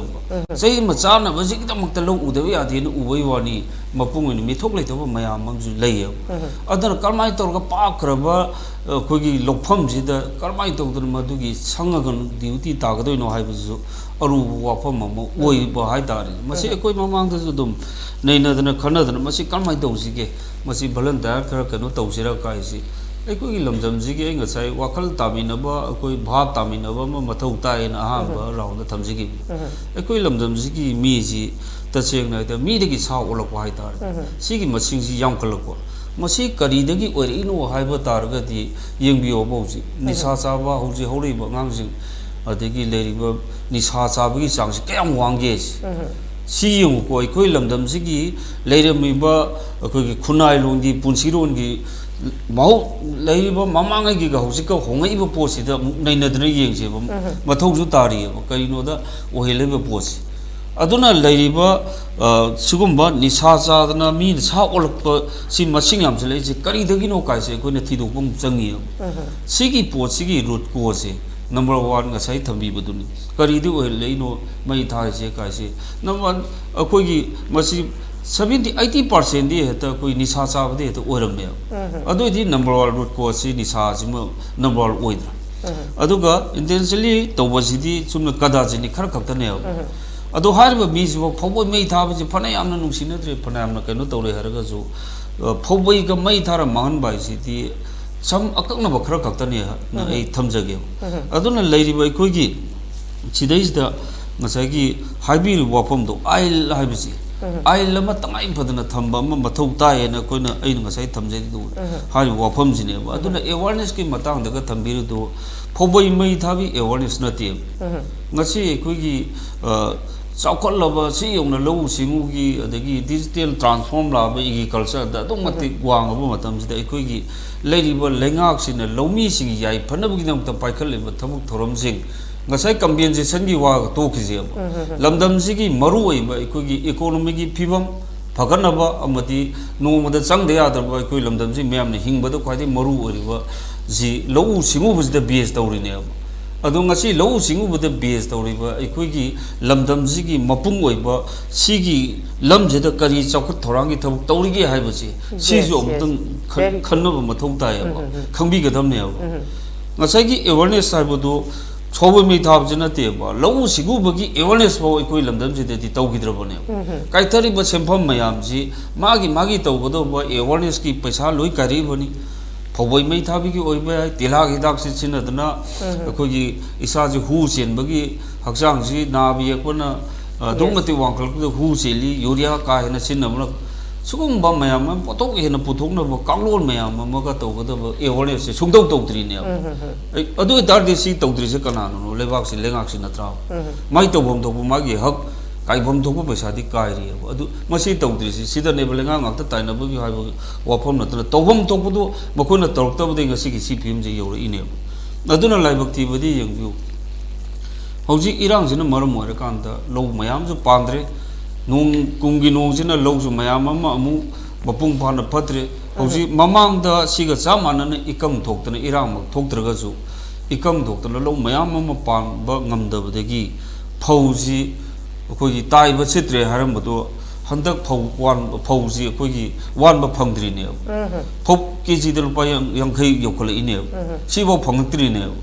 adoi taragadi handak ki lanjina maram warkan da lopham hector lising tara musu pandre no kumgi no ta da sina maram warkan phajana su pandre sigi mathak sida kay yamna ngasi akoi gi leiba lengak sigi yai leiriba department singina kay yamna ngasagi phoboi mai thabudu ti nungai taboi wani mondo mangi du yamba nate handak akoi gi khariki sidais da phodi ge pi busida akoi RCM 12 kai se akoi phauji pi ga mathon chali ni ko sit si pi busida sit cheng da pi khala ine okay akoi sida tawri ba chakal kangno chana lon sa chi hauji madugi chapcha ba kano ji akoi Imphal West da Thoban da haribo mafam sing ji loina survey tawduna akoi department report pi ri adu loina maktin tawbonati adu chumna pi bu yawi marak se amang bu yakole ine yes adu taragi ngasai crime dugi manung sida kana chena ke kana no ohele ge masigi impact se maru obidi nisa amadi ngasai gi leital laira bana pi ba chaitheng duna maram orkan da tawhi da batham mayam mama tawruk pajana khunai da chakhut bagi chakhut pa leba mo oiba target sigi posit oiro habni aduna leriba lengak sigi na mi eng si number 1 lamdam je chakhut nabgi dumta karam mi eng yeng gade ge de number 1 agriculture the base tawga masi develop tawna ko na gadam ne very true aduna ekoi gi lamdam sigi miam je mi de gi sa ulai si mapung oibadi tongan ba magi angle mayam mo lerga su mapung oibadi ko gi leitalai ra bade gi heta ꯍꯧꯔꯛꯐꯝ ꯑꯣꯏꯔꯛꯑꯦꯕ ꯑꯗꯨ ꯑꯣꯏꯇꯥꯔꯒꯗꯤ ꯍꯥꯏꯔꯤꯕ crime ꯃꯌꯥꯝꯁꯦ ꯊꯣꯛꯂꯛꯏꯅꯦꯕ ꯁꯤꯒꯨꯝꯕ ꯃꯌꯥꯝꯁꯤꯡ ꯑꯁꯤꯒꯤ ꯂꯩꯉꯥꯛ ꯑꯃꯗꯤ ꯗꯤꯄꯥꯔꯠꯃꯦꯟꯁꯤꯡꯅꯁꯨ ꯌꯥꯝ ꯃꯨꯟꯅ ꯈꯪꯕꯒ ꯂꯣꯏꯅꯅ ꯃꯁꯤ ꯊꯣꯛꯂꯣꯏ ꯍꯥꯏꯗꯕ ꯇꯥꯔꯒꯗꯤ ꯑꯩꯈꯣꯏ ꯄꯨꯟꯅ ꯃꯤꯌꯥꯝꯁꯤ ꯉꯁꯥꯏ ꯑꯦꯋꯥꯔꯅꯦꯁꯇꯨꯒ ꯂꯣꯏꯅꯅ ꯈꯨꯟꯅꯥꯏꯁꯤ ꯀꯃꯥꯏꯅ ꯆꯥꯎꯈꯠꯍꯟꯒꯗꯒꯦ ꯈꯨꯟꯅꯥꯏꯁꯤ ꯃꯇꯤꯡ ꯂꯩꯅ ꯅꯨꯡꯉꯥꯏ ꯌꯥꯏꯐꯅ ꯀꯃꯥꯏꯅ ꯂꯩꯒꯗꯒꯦ ꯀꯥꯏꯁꯤ ꯃꯁꯤꯒꯤ ꯂꯝꯁꯤꯗ ꯐꯥꯎꯗ ꯌꯥꯎꯅ ꯑꯦꯋꯥꯔꯅꯦꯁꯁꯦ ꯂꯣꯏ ꯇꯧꯔꯛꯀꯗꯧꯅꯦꯕ ꯉꯁꯤ ꯂꯝꯗꯝꯁꯤꯗ ꯐꯨꯔꯨꯞ ꯃꯁꯦꯟ ꯈꯟꯅꯗ꯭ꯔꯒ ꯂꯥꯛꯏꯕ ꯄꯣꯠꯁꯤ ꯀꯔꯤꯗꯒꯤ ꯑꯣꯏꯔꯛꯏꯅꯣ ꯀꯥꯏꯁꯤ ꯍꯥꯏꯔꯤꯕꯁꯤꯒꯤ ꯃꯅꯨꯡꯗ ꯂꯣꯏ ꯆꯠꯂꯛꯏꯅꯦꯕ ꯆꯥꯎꯈꯠꯂꯦ ꯍꯥꯏꯔꯤꯕ ꯂꯩꯕꯥꯛ ꯑꯃꯦꯔꯤꯀꯥꯁꯤꯗ ꯑꯦꯅꯤ ꯄ꯭ꯔꯤꯊꯤꯕꯤꯒꯤ ꯃꯤꯁꯤꯡꯁꯤ ꯃꯐꯝꯗꯨꯗ ꯂꯩꯔꯒ ꯁꯤꯇꯤꯖꯟ ꯑꯣꯏꯔꯤꯅꯦꯕ ꯃꯣꯏ ꯀꯩꯅꯣꯗ ꯃꯥꯏꯒ꯭ꯔꯦꯟꯅꯤ ꯃꯣꯏ ꯑꯗꯨꯅꯦ ꯂꯩꯇꯦꯕ ꯇꯧꯕꯇꯕꯨ ꯃꯐꯝꯗꯨꯗ ꯂꯩꯔꯤꯕ ꯃꯥꯒꯤ ꯂꯩꯉꯥꯛꯇꯨꯒꯤ ꯑꯥꯏꯟꯗꯨꯒꯤ ꯂꯝꯗꯝꯗꯨꯗ ꯂꯩꯕ ꯃꯤꯄꯨꯝ ꯈꯨꯗꯤꯡꯃꯛꯅ ꯑꯩꯅ ꯂꯩꯔꯤꯕ ꯂꯝꯗꯝꯁꯤ ꯏꯃꯥ ꯂꯩꯕꯥꯛꯅꯤꯀꯣ ꯆꯥꯎꯈꯠꯇꯕ ꯌꯥꯗꯦꯀꯣ ꯍꯥꯏꯕ ꯋꯥꯈꯜꯂꯣꯟ ꯂꯣꯏ ꯄꯣꯛꯍꯜꯂꯀꯥꯟꯗ ꯑꯐꯕ ꯊꯕꯛ ꯉꯥꯛꯇ ꯇꯧꯋꯦꯕ ꯑꯗꯨ ꯑꯣꯏꯇꯥꯔꯗꯤ ꯑꯩꯈꯣꯏ ꯂꯝꯗꯝꯁꯤꯒꯤ ꯃꯤꯌꯥꯝꯁꯤꯁꯨ ꯑꯐꯕ ꯋꯥꯈꯜꯂꯣꯟ ꯆꯦꯜꯂꯒ ꯑꯐꯕ ꯊꯕꯛ ꯇꯧꯔꯕ ꯃꯇꯝꯗꯗꯤ ꯍꯥꯏꯔꯤꯕ ꯃꯤꯗꯒꯤ ꯁꯥ ꯑꯣꯟꯗꯅ ꯇꯧꯍꯩꯗꯕ ꯊꯕꯛ ꯃꯌꯥꯝ ꯑꯃ ꯇꯧꯔꯤ ꯄꯨꯝꯅꯃꯛꯁꯤ ꯉꯥꯛꯊꯣꯛꯄ ꯉꯝꯒꯅꯦꯕ ꯑꯗꯨꯅ ꯑꯃꯨꯛ ꯃꯈꯥ ꯇꯥꯅ ꯊꯝꯖꯅꯤꯡꯉꯤꯕ ꯋꯥꯐꯝꯗꯤ ꯍꯧꯖꯤꯛ ꯂꯩꯔꯤꯕ ꯄꯥꯛꯈ꯭ꯔꯕ ꯂꯧꯐꯝꯁꯤ ꯁꯤꯁꯤ ꯀꯦꯃꯦꯔꯥ ꯈꯤꯟꯕ ꯃꯗꯨ ꯁꯛꯇꯤ ꯂꯩꯒꯗꯕ ꯅꯠꯇꯦ ꯃꯤꯌꯥꯝꯅ ꯁꯪꯉꯒ ꯂꯩꯒꯗꯕ ꯅꯠꯇꯦ ꯇꯧꯕꯇꯕꯨ ꯑꯩꯈꯣꯏ ꯚꯣꯂꯟꯇꯤꯌꯔꯂꯤ ꯈꯔ ꯆꯦꯛ ꯇꯧꯕꯗꯤ ꯌꯥꯏ ꯃꯄꯨꯡꯗꯤ ꯃꯁꯤꯒꯤ ꯆꯞ ꯆꯥꯕ ꯑꯥꯏꯟ ꯑꯃ ꯊꯝꯕ ꯇꯥꯔꯒꯗꯤ ꯁꯤ ꯁꯥꯎꯗꯤ ꯑꯔꯥꯕꯤꯌꯥꯗ ꯍꯨꯔꯥꯟꯕ ꯂꯩꯇꯦ ꯃꯈꯨꯠ ꯊꯣꯛ ꯀꯛꯊꯠꯄ ꯃꯇꯝꯗ ꯃꯗꯨꯒꯨꯝꯕ ꯑꯥꯏꯟ ꯑꯀꯟꯕ ꯑꯃ ꯊꯝ ꯇꯥꯔꯒꯗꯤ ꯃꯗꯨ ꯇꯧꯔꯛꯀꯗ꯭ꯔꯥ ꯀꯩꯒꯨꯝꯕ ꯐꯥ ꯇꯥꯔꯒꯗꯤ ꯑꯣꯖꯥꯅꯁꯨ ꯑꯩꯈꯣꯏꯒꯤ ꯑꯥꯏꯟꯁꯤ ꯌꯥꯝ ꯇꯣꯏꯅ ꯄꯟꯕꯤꯔꯤꯀꯣ ꯃꯁꯤ ꯑꯩꯈꯣꯏꯒꯤ ꯀꯣꯀꯣꯃꯤꯒꯤ ꯃꯥꯏꯀꯩ ꯇꯣꯉꯥꯟ ꯇꯣꯉꯥꯟꯕ ꯂꯧꯃꯤꯒꯤ ꯑꯣꯔꯒꯅꯥꯏꯖꯦꯁꯟ ꯃꯌꯥꯝ ꯑꯃ ꯂꯩ ꯁꯤꯒꯤ ꯃꯥꯏꯀꯩꯗꯒꯤꯗꯤ ꯍꯧꯖꯤꯛ ꯐꯥꯎꯕ ꯗꯤꯄꯥꯔꯠꯃꯦꯟ ꯑꯃꯗꯤ ꯂꯩꯉꯥꯛꯇ ꯃꯁꯤ ꯆꯞ ꯆꯥꯕ ꯂꯧꯃꯤꯒꯤ ꯑꯣꯏꯕ ꯑꯦꯒ꯭ꯔꯤꯀꯜꯆꯔꯒꯤ ꯑꯣꯏꯕ ꯁꯨꯃꯥꯏꯅ ꯁꯨꯝꯕ ꯑꯟꯋꯥꯟꯇꯦꯗ ꯏꯁꯨ ꯊꯣꯛꯂꯛꯄ ꯃꯇꯝꯗ ꯁꯤ ꯇꯧꯒꯗꯕꯅꯤ ꯍꯥꯏꯕꯒꯤ ꯆꯞ ꯆꯥꯕ ꯄ꯭ꯔꯦꯁꯔꯒꯗꯤ ꯑꯣꯖꯥ ꯍꯥꯟꯅ ꯄꯤꯈ꯭ꯔꯕꯗꯤ ꯂꯩꯔꯕ ꯃꯁꯤ ꯑꯩꯈꯣꯏ ꯑꯏꯕ ꯑꯣꯏꯅꯁꯨ ꯄꯤꯔꯤ ꯁꯥꯡꯅꯁꯨ ꯍꯥꯏꯔ ꯂꯥꯛꯑꯦ ꯃꯔꯨꯑꯣꯏꯕ ꯏꯒ꯭ꯔꯤꯀꯜꯆꯔꯦꯜ ꯄꯣꯂꯤꯁꯤ ꯁꯦꯝꯒꯗꯕꯅꯤ ꯍꯥꯏꯕꯁꯤ ꯍꯟꯅ ꯍꯟꯅ ꯆꯍꯤ ꯀꯌꯥꯗꯒꯤ ꯂꯥꯎꯗꯨꯅ ꯂꯥꯛꯑꯦ ꯑꯗꯨꯒ ꯁꯤꯒꯨꯝꯕ ꯑꯟꯋꯥꯟꯇꯦꯗ